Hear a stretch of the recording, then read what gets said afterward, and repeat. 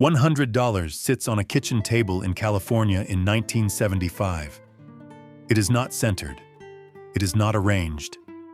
It is just there, half covered by yesterday's mail, next to a set of car keys that already know where they are going. No one is standing over it doing math. In that year, $100 is not treated carefully. It is treated casually. That is the difference. It is the kind of money you leave in plain sight because you are not afraid of what will happen when you use it. It does not disappear in a single decision. It does not demand a plan before the day even begins. Money still moves at the same speed as life. You pick up the keys without checking your bank balance. You do not hesitate at the door. The question is not how far can I go? It is simply where should I go first? The car starts, the radio clicks on, and the needle on the gas gauge is something you notice the way you notice the weather. Present, but not threatening. $100 means you do not measure distance in dollars. You measure it in time, in how long it takes to get there, in whether the sun will still be up when you arrive. The road does not feel expensive. It feels open. That feeling follows you as the car pulls away from the curb, because gas is not something you ration emotionally. It is something you replace when it runs low, the same way you refill a coffee cup, without turning it into a moment of stress. The car rolls into a gas station that does not feel temporary. The sign has been there for years. The price looks settled, like it belongs. Gas is measured in gallons, not in anxiety.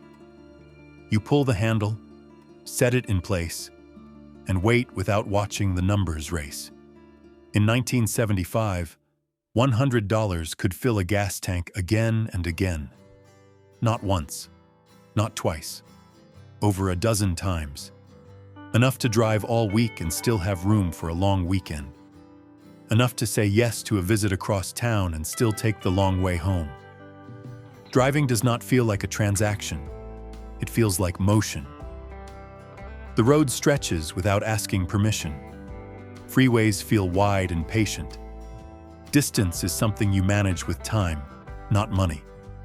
You drive because you want to be somewhere, not because you have calculated the cost of getting there. Gas stations are places you stop, not places you worry. You clean the windshield. You check the oil out of habit. The radio stays on. Nothing about the moment feels urgent. The car does not demand constant attention. It simply carries you forward.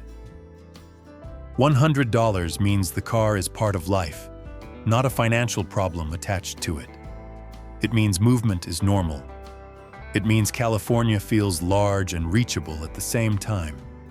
Beaches, stores, jobs, friends all sit within the same mental map. The engine hums steadily as the car pulls back onto the road, carrying groceries that have not been bought yet, plans that have not been decided yet, and money that still has many places to go. The grocery store in California in 1975 is practical. Wide aisles, simple shelves, prices printed small and steady. Nothing here is designed to rush you or test you. $100 works immediately. Bread, milk, eggs, butter, meat, produce, all go into the cart without hesitation. Not bargain versions, not substitutions, just the regular items people buy when they are feeding a household. Food is chosen by habit and preference, not by calculation. You are not dividing meals into affordable and unaffordable categories. With $100, you could fill multiple brown paper bags. Enough food for the entire week. Enough variety that meals do not feel repetitive. Enough margin that you add a few extras without thinking twice. A box of cereal you like. A dessert for later. Something unplanned. That is the real difference. Groceries do not consume the money. They share it. After paying, the bill leaves room. $100 still exists as something usable. It has not been drained by a single necessity. It still has a future. Food in that year is not a source of background stress. It does not follow you home as a lingering worry. It stays where it belongs, on the table, in the refrigerator, packed into lunches and dinners without regret. The bags go into the trunk. The receipt folds once and disappears. The money that remains is already free to move again. Lunch in California in 1975 does not feel like a decision that needs to be justified. You sit down, order what sounds good, and eat without checking the price twice. A normal meal costs a few dollars. $100 makes room for many of them. Eating out is part of the week, not a special event. Coffee in the afternoon is automatic. You do not turn it into a calculation. You do not measure enjoyment against cost. Money still allows small pleasures to exist without guilt. A scoop of thrifty ice cream costs a few cents. Not because it is cheap in quality, but because it belongs to everyday life. $100 could buy more than anyone reasonably needs, which is why no one thinks about how many it could buy. You just get one. Beer at a local place is simple and affordable. Friends meet without planning ahead. No one is tracking spending in their head. A night out does not threaten the rest of the week. The important part is not the exact price. It is the absence of pressure. $100 does not get used up by enjoyment. It absorbs it. These moments do not compete with rent or groceries. They sit alongside them. When food and small pleasures do not feel dangerous to your finances, time opens up. You stay a little longer. You talk a little more. The day continues naturally into whatever comes next. Entertainment in California in 1975 is ordinary and accessible. A movie ticket costs a couple of dollars. You do not save for it. You decide and go. $100 could cover many nights at the theater without forcing trade-offs elsewhere. Movies are not the only option. Local parks are open and inexpensive. Time there costs more than money. A day out does not feel like a purchase. It feels like part of living in the state. Even something larger, like a day at Disneyland, fits within reach. $100 can cover tickets and food and still leave space afterward. Entertainment does not consume the budget. It fits inside it. Leisure is not something you earn after everything else is paid for.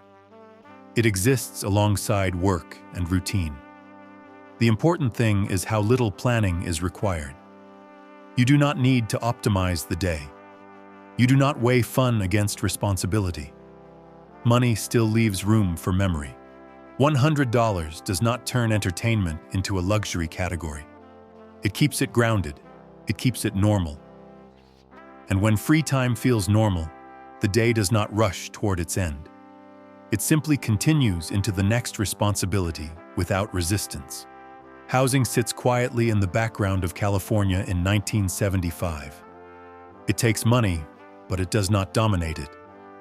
Rent is a line in the budget, not the headline. $100 covers a meaningful portion of a monthly payment. It matters. It reduces pressure. It changes how the rest of the money behaves. A one-bedroom apartment rents for a few $100s a month.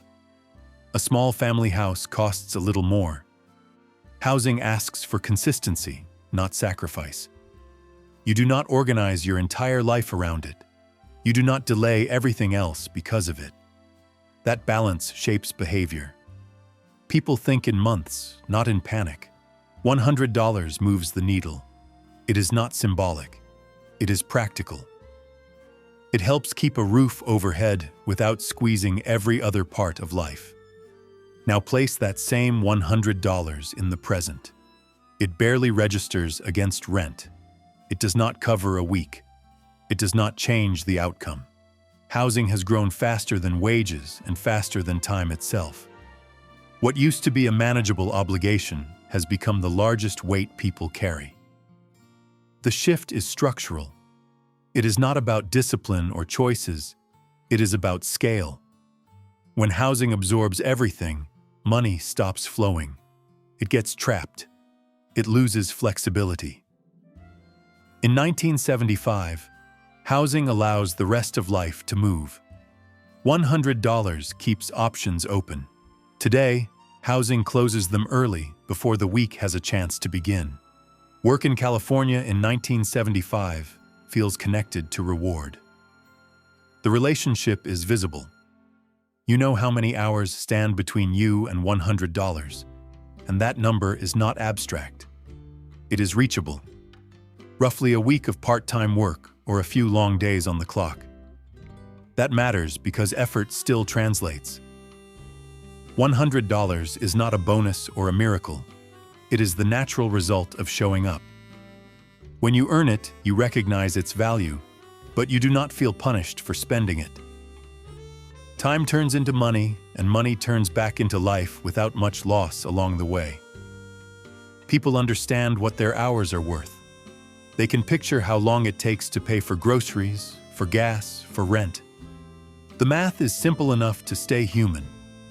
$100 represents time that has not been erased by a single bill. Today, that connection is harder to see. More hours disappear into fixed costs that do not bend. The same effort produces money that vanishes before it touches daily life. The link between work and relief weakens. In 1975, earning $100 restores balance. It refills the space between obligations. It gives time back its weight. Money does not feel detached from labor. It feels earned and usable. When work and reward stay aligned, people feel steady. Not rich, just stable enough to plan, to rest, and to believe that another week of effort will actually move life forward. People in California in 1975 do not think of themselves as living through something special. They are not comparing eras. They are not preserving moments. They are simply moving through days where money still behaves in a familiar way. $100 works because it belongs to the same scale as life. It touches gas and groceries and rent and rest without being consumed by any single one. It moves. It circulates. It creates space instead of tension. The feeling that comes from that is not excitement. It is steadiness. The quiet confidence that the week can absorb a surprise. That a small mistake will not unravel everything. That enjoyment does not need to be postponed. Nothing about that world is perfect. But the pressure is different. Money does not sit at the center of every choice. It supports decisions instead of controlling them. $100 feels solid because it still means something after it is spent. Placed against the present, the contrast is uncomfortable. Not because people today are weaker or less careful, but because the structure has shifted. Costs have grown heavy in places that do not give anything back. Housing pulls hardest. Everything else adjusts around it.